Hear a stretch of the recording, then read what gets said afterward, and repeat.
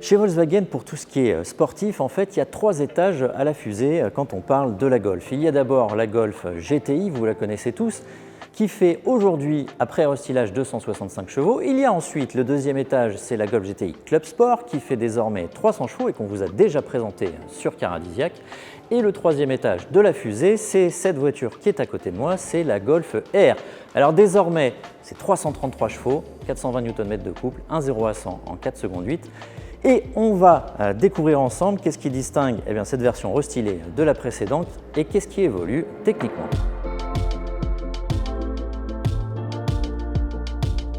Regardez cette face avant.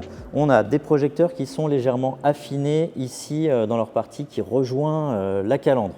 On a le petit trait bleu ici qui est typique des versions R, les plus sportives. Juste sous ce trait bleu, on a ce trait lumineux qui était typique de la Golf 8, qu'on a vu apparaître avec cette génération-là. Et désormais, la grande mode, bien sûr, le logo Volkswagen qui est illuminé. Et bien ça, on va le retrouver apparemment sur tous les modèles de toute la gamme chez le constructeur allemand dans les années à venir. Sous cette calandre, on a un bouclier qui est lui entièrement redessiné, vous le voyez, très ouvert quand même, avec ces retours noirs laqués qui viennent ici à l'intérieur du bouclier et ces pièces peintes couleur carrosserie aussi qui reviennent très au milieu, qui viennent jusqu'ici, très large, ça élargit visuellement la voiture. On a ici des ouvertures qui sont réelles, on peut voir à travers, qui sont aussi bien destinées à améliorer le look que l'aérodynamique, bien sûr. Ça donne une face avant qui est un petit peu modernisée. Voilà, en tout cas, on pourrait la distinguer de l'ancienne. Quand on passe maintenant sur le profil de la voiture, pas beaucoup de changements. On a seulement le logo ici R qui vient juste en dessous des rétroviseurs. Avant, on avait un petit insert qui était ici sur l'aile. Ça n'est plus le cas.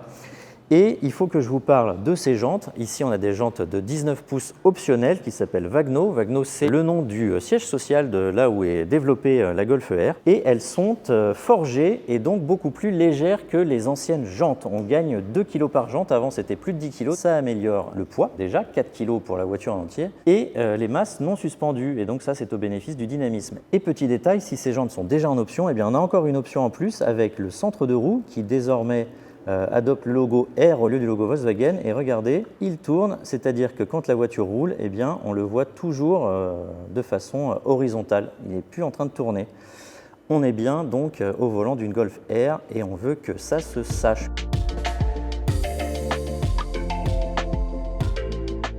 Et on arrive enfin à la partie arrière où il n'y a pas trop de changements, c'est quelques détails au niveau du bouclier.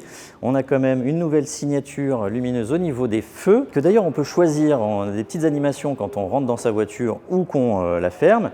Et on peut, dans le système multimédia, choisir 3 scénarios différents d'animation des feux. Voilà, ça c'est un petit côté personnalisation.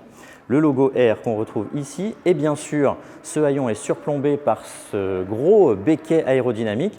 C'était déjà le cas sur la Golf R, il est beaucoup plus gros que sur la Golf GTI par exemple et il est aussi ajouré, donc l'air peut passer ici à l'intérieur et ça effectivement c'est aussi pour améliorer l'aérodynamique.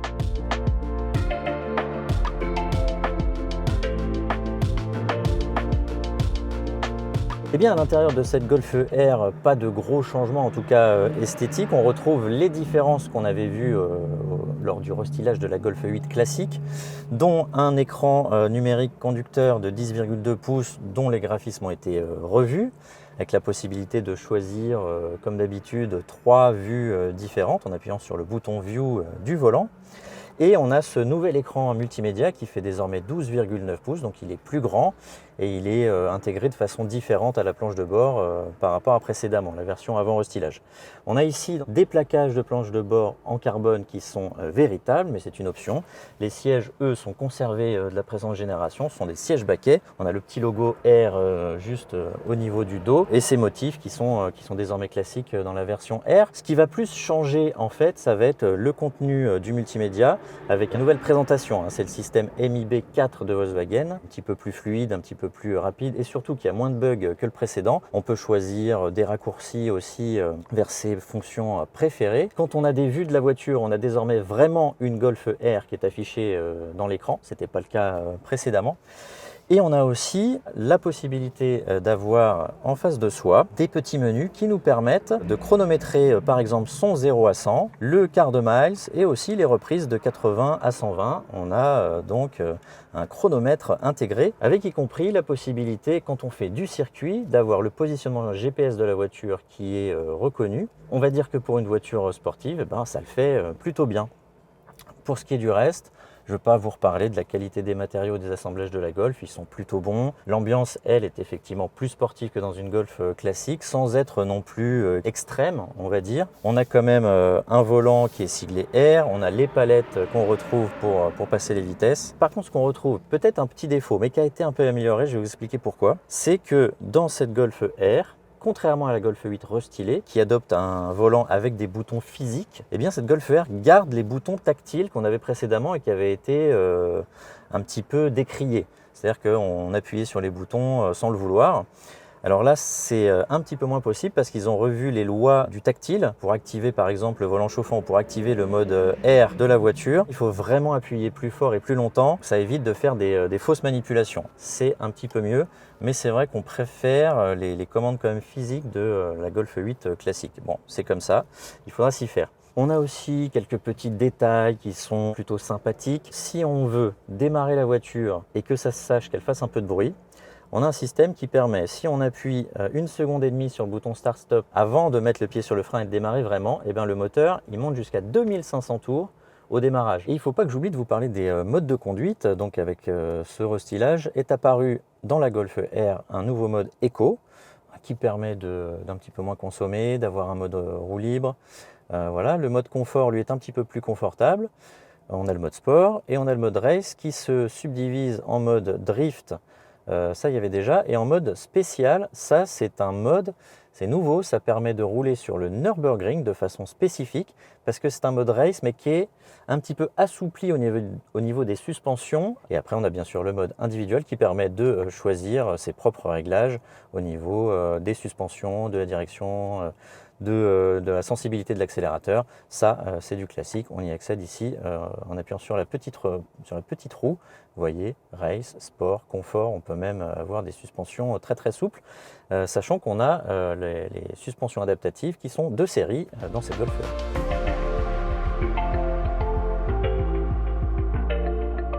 Je vous l'ai dit, cette Golf R gagne 13 chevaux, on passe de 320 à 333 chevaux. En fait, 333 chevaux, c'était la puissance des versions spéciales précédemment, comme par exemple la version 20e anniversaire. Pour vous donner des petits noms un petit peu barbares, c'est la dernière évolution du moteur 2 litres TSI qui s'appelle EA888 LK3 et c'est l'Evo 4. Je vous l'ai dit aussi, 420 Nm de couple en introduction, une vitesse maxi de 270 km/h et un 0 à 100 abattu désormais en 4 secondes 6 au lieu de 4 secondes 7. Ce que je ne vous ai pas dit, c'est que cette Golf R existe aussi en version spéciale Black Edition, avec comme spécificité d'avoir un look total black, évidemment, avec y compris les logos R, les logos Volkswagen, les jantes. Et il existe aussi en version Break, une version qu'on a très rarement vue en France, qui existe, dont on ne sait pas d'ailleurs si elle sera importée avec cette version restylée. Je termine en vous faisant un petit résumé sur cette nouvelle Golf R dont je referme le capot qui abrite ces 333 chevaux. Eh bien, on a des modifications esthétiques qui permettent tout de même de la distinguer de la version avant restylage. Plus de puissance, une amélioration des performances, des réglages plus spécifiques au niveau du multimédia et des modes de conduite. Et en plus, on nous annonce peut-être une bonne surprise au niveau des tarifs. En Allemagne, il devrait baisser.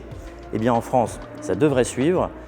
C'est toujours bon à prendre, une bonne surprise comme celle-ci, sachant qu'il faudra aussi tenir compte du malus à l'achat qui risque d'être tout de même assez élevé.